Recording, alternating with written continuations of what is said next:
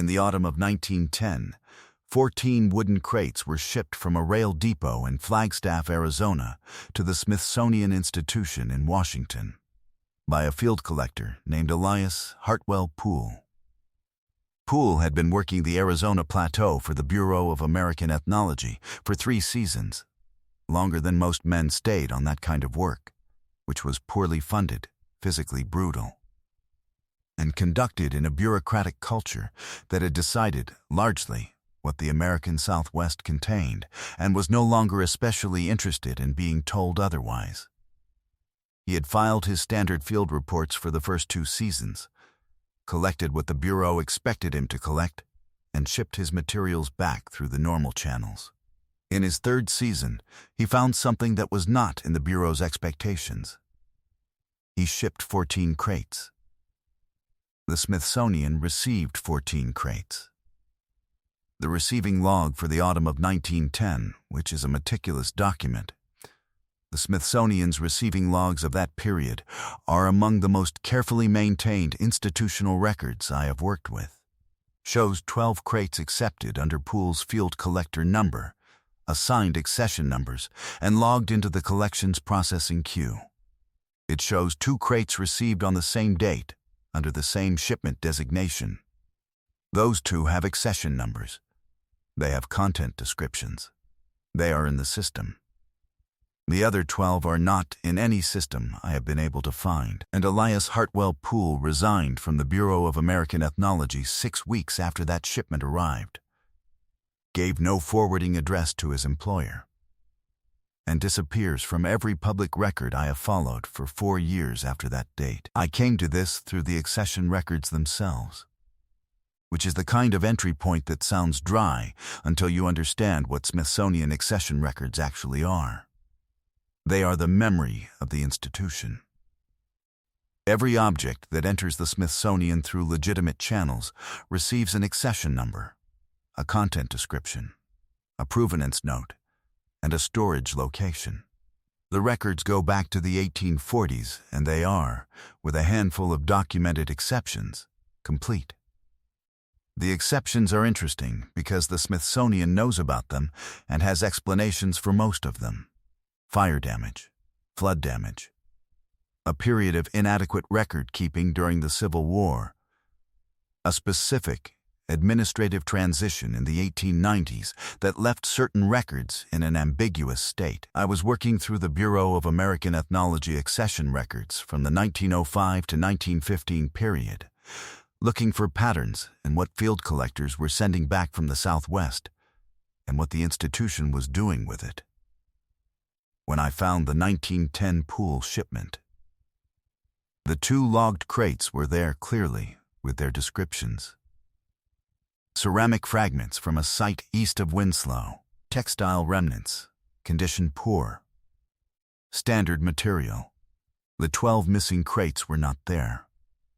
What told me they had existed was the shipping manifest, a document that lives not in the accession records but in the Bureau's financial records, because the Smithsonian paid for the freight, and freight payments were logged by weight and crate count against the field collector's expense account. 14 crates. The freight payment was for 14. The accession record shows 2. By the time you reach the end of what I am going to tell you, you will understand that the 12 missing crates were not lost in transit, were not damaged beyond logging, and were not the victims of an administrative oversight in the processing queue. They were received, separated from the 2 logged crates on the day of arrival, and handled through a channel that is not the Smithsonian's standard accession process, and that left a record, a partial record. A record I have been able to trace through 3 separate document types without ever finding a single document that describes what the 12 crates actually contained. The channel existed. It was used deliberately. And the decision to use it was made by someone senior enough in the institution's hierarchy that the decision left no trace in the correspondence of the field collector, the Bureau of American Ethnology's director, or the Smithsonian's secretary. It left a trace in the accounts. Consider what the Bureau of American Ethnology was in 1910. Because the institutional context is the only thing that explains why a field collector in Arizona in 1910 would have sent 14 crates, and why 12 of them would have been handled the way they were. The Bureau had been founded in 1879 specifically to document the material and cultural life of American Indian peoples, and by 1910 it had developed, over 3 decades, a set of assumptions about what that material and cultural life consisted of, and what it could tell the institution's researchers. Those assumptions were not arbitrary. They were built from an enormous body of fieldwork and from the interpretive frameworks of the men who led the Bureau, principally John Wesley Powell and his successor William Henry Holmes, frameworks that placed American Indian cultures in a specific relationship to the landscape and to the timeline of human presence in the hemisphere. The Bureau knew, in 1910, what the Southwest contained. It knew it with the confidence of an institution that had spent 30 years being told so by the men it had sent to look.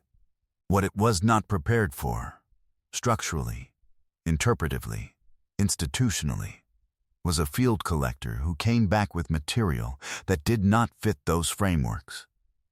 Not material that partially challenged them. Material that, if it was what Poole apparently believed it was, would have required the Bureau to reconsider foundational assumptions about who had been in the Southwest and when and what they had left behind. There is a second document that sits alongside the field notes, and that I want to describe before the field notes themselves, because it changes how you read them. Among the Bureau of American Ethnology's incoming correspondence for the autumn of 1910, letters from field collectors, letters from regional agents, administrative correspondence, there is a letter from Poole dated September 12, 1910, written from Flagstaff 2 weeks before he shipped the crates. It is addressed to the Bureau's director, and it is, in its opening paragraphs, an ordinary letter about logistics, the packing schedule, the freight arrangement, the expected arrival date. In its final paragraph, it is not ordinary. Poole writes that he wants the director to be aware, before the shipment arrives, that 12 of the 14 crates contain materials from a single site that he believes will require a conversation at the senior level of the institution before they are processed through the standard accession channel. He writes that he has thought carefully about whether to ship these materials at all, and has decided that the materials must be in the institution's custody rather than remaining in Arizona, where he cannot protect them. He uses that word, protect. He writes that he trusts the institution to handle what he is sending with the seriousness it deserves, and he asks only that someone senior to his bureau supervisor be informed of the shipment before it arrives. There is no record in the correspondence of any response to this letter. The director's outgoing correspondence for the same period contains no letter to Poole. Whether the director responded verbally, through an intermediary, or not at all, I cannot determine. What I can determine is that the letter was received, it is in the incoming file, and that 12 days later, 14 crates left Flagstaff. The field notes Poole submitted with his third season's materials are in the Bureau of American Ethnology records at the National Anthropological Archives in Suitland, Maryland. I read them over 3 days. They are a detailed, methodical account of his survey work on the plateau east of Flagstaff during the 1909 and 1910 field seasons, and they describe, for most of their length, exactly what you would expect a competent field collector to describe. Site locations, surface conditions, artifact typology, stratigraphic observations, the state of previous disturbance. Poole was a careful observer. His prose is not dramatic. He measured things and wrote down what he measured. And beginning on page 41 of his field notes, in the account of a site he identifies only by a grid reference, rather than a name, his prose changes. Not in its precision. It remains precise. In its register. He begins describing what he has found in language that sounds like a man reaching for words that his training has not equipped him with, because the category of thing he is describing was not in his training. The site at the grid reference, which I have plotted against the USG's topographic maps of the plateau, and which corresponds to a location in a canyon system about 30 miles east of the present town of Holbrook, showed, in Poole's description, architectural remains that he estimated at a scale inconsistent with any construction tradition he had encountered in 3 seasons of Southwest fieldwork. He does not give overall dimensions for the structure. He gives partial measurements: a wall section 60 feet long, a threshold feature approximately 8 feet in height, a passageway he describes as running into the canyon wall for a distance he could not determine, because he did not enter it beyond the first 30 feet. He describes the stonework in terms that are the same terms Dorothea Voss used about a different subject in a different country 16 years earlier, though Poole would not have known her letter and she would not have known his notes. Worked. Regular, inconsistent with the construction traditions of the peoples whose material culture he had been collecting for 3 seasons. He describes surface features on the stone that he photographs, and the photographs, he notes in the field record, are in the crates. 12 of them, he specifies, contain materials from this site. 2 contain materials from the rest of his survey work. The photographs are in the 12 crates. He says this in his field notes: "The field notes are in the archive. The photographs are not in the archive. The photographs are in wherever the 12 crates went." This is the part I keep returning to, because Poole understood what he was sending, and he documented it. He knew that his field notes would go into the Bureau's records, where they would sit in a filing system that most people would never search. He knew the photographs were the evidence, the physical, reproducible, irrefutable documentation of a site that could be located by his grid references and visited by anyone with the coordinates. He packaged the photographs separately, with the materials from the site, in 12 clearly labeled crates, and he sent them to the Smithsonian. He trusted the institution to receive them. The institution received them and did something with them that left no described record. And then Poole resigned, and the field notes sat in the archive, and the grid reference that would lead a researcher back to the site was in the field notes that sat in the archive, and for reasons I have thought about carefully, I am not going to reproduce that grid reference in this account. The account record I mentioned, the trace in the accounts, is this: the Smithsonian's internal accounting records from the autumn of 1910, in the section covering collections processing expenses, show a payment to a private storage facility in Washington, dated November of 1910, for the crating and conveyance of materials from the Bureau of American Ethnology receiving docked to an off-site location. The payment is categorical rather than specific. It does not describe what was conveyed. But it is dated 4 days after the Poole shipment arrived, and it is the only payment of this type in the Bureau's 1910 account records. The Smithsonian did not routinely use private off-site storage for collections materials in 1910. It had receiving facilities, processing facilities, and permanent storage facilities, all on or adjacent to the mall. When it used off-site storage, it was for specific categories of material that the institution's leadership had designated for handling outside the normal accession process. I have found 3 other instances of this type of payment in the Bureau's accounting records between 1890 and 1920. In 2 of those 3 instances, I have been able to trace the off-site storage to a specific facility that no longer exists, whose records were destroyed in a fire in 1931. In the 3rd instance, I cannot trace it at all. The 1910 Poole payment is a 4th instance, and it corresponds to no accession record, no content description, and no eventual return of materials to the institution's permanent collections as far as I can determine. And the field notes contain one more detail I want to be specific about. because it is the detail that connects the Arizona Plateau in 1910 to a pattern that runs through every story in this series.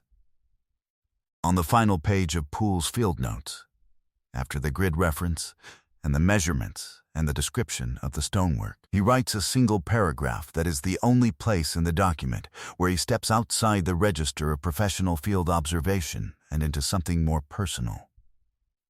He writes that he has been trying, for the weeks since he first surveyed the site, to determine whether what he is looking at is a construction tradition he is simply unfamiliar with, some expression of regional architecture that his training has not covered, some variant of the ancestral Puebloan building traditions that the Bureau's own literature had not yet characterized. He writes that he has spent those weeks reading everything in his field library that might offer a comparison, and that he has not found one. He writes that the closest comparisons he can find are not in any literature about the American Southwest. They are in a pamphlet he carries from a Smithsonian lecture series on ancient Mediterranean construction, which he had brought to Arizona for reasons he does not explain. He writes, "I do not know how to say this in a way that will be received seriously, so I will say it plainly and let the photographs speak. What I have found in this canyon is older than anything my training accounts for, and it was not built by anyone the Bureau of American Ethnology has a file on. I believe the photographs will make this clear. I am sending them so that someone more qualified than I am can determine what they mean. The photographs are in the 12 crates. Consider what was happening at the Smithsonian senior level in the autumn of 1910. Because institutional decisions of this kind do not make themselves. The Smithsonian secretary in 1910 was Charles Doolittle Walcott, a paleontologist who had discovered the Burgess Shale fossil bed in British Columbia the previous year, one of the most significant paleontological finds in history, a deposit of exceptionally preserved soft-bodied organisms from the Cambrian period.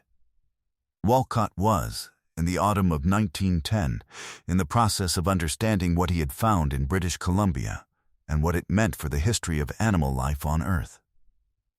He was also running the Smithsonian. He was a man who had spent his career thinking about what the geological and paleontological record could and could not accommodate, and he was running an institution whose collections processing he oversaw.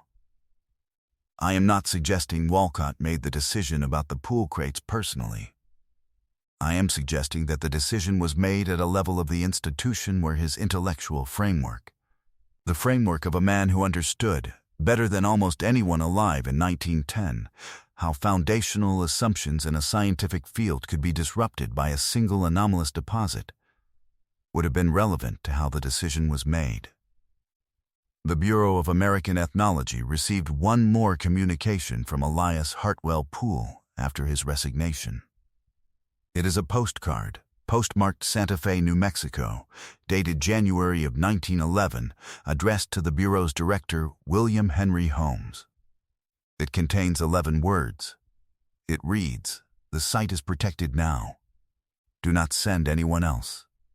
I last encountered that instruction, "Do not send anyone else," in the Pinkerton archive, describing what 5 men failed to return from in Chicago in 1893. I do not know what to do with that parallel. I include it because it is there. This story is not singular within the Bureau's own records. Between 1890 and 1920, the National Anthropological Archives preserves field notes from at least 8 collectors who described sites in the American Southwest or Southeast that their field notes suggest contained architectural or material evidence inconsistent with the prevailing framework of American, Indian, cultural history as the Bureau understood it in that period. Of those 8, 6 filed materials that the accession records show were received and processed through the standard channel. Of those 6 sets of materials, 2 have complete accession records and present collections locations. The other 4 have accession numbers but no present storage locations in any finding aid I have been able to access. The objects were logged in and have not been located since. The two remaining collectors, including Poole, filed materials that triggered the off-site storage accounting pattern. In both cases, the collectors resigned within months of the shipment. In both cases, the field notes remain in the archive. In both cases, the physical materials do not. What was lost in the autumn of 1910 is 12 crates of photographs, specimens, and physical measurements from a site in the canyon country east of Holbrook, Arizona, shipped by a careful and methodical field collector who trusted the institution to receive them. And received by an institution that handled them in a way designed to ensure they would not enter the permanent collections record. The field notes are there. The grid reference is there. The site, if it has not been disturbed by a century of activity on the plateau, is there. What is not there is the Smithsonian's documentation of what Elias Hartwell Poole pulled out of the canyon, measured, photographed, and sent east in 12 crates, trusting that the institution he worked for would treat what he had found with the seriousness it deserved. The institution received it. It decided what to do with it in 4 days. And it sent a postcard 11 words long.